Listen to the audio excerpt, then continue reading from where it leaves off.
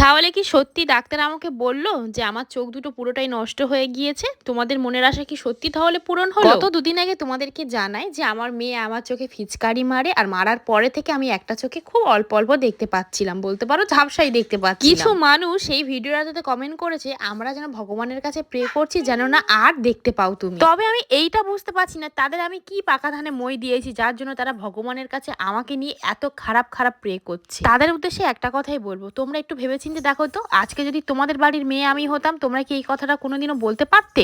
যাদের মানসিকতা যেমন তারা তো ঠিক তেমন ভাবেই কমেন্ট করবে, সেটা নিয়ে আমি গায়ে মাখছি না। আজকের আমি গেছিলাম ডাক্তার দেখাতে, কুলপির পর দয়রামপুর আছে লক্ষ্মীকান্তপুরের মাঝখানে, তো ওখানে চোখের ডাক্তার খুবই ভালো বসে, তো ওই জন্য গেছি। তবে একটা জিনিস গিয়ে দেখলাম ওখানে ডাক্তার ভালো হলেও রুলস একদম ভালো না। আমাদের 1:30 নাম ছিল আর সকাল 10টার সময় গিয়ে বাড়ি এসেছি রাত 6টা বাজে। ওখানে দেরি হচ্ছিল বলে ননদ আবার মাংস তরকারি ভাত সবকিছু করে নিয়ে এসছে, আর চোখটা ভালোই আছে।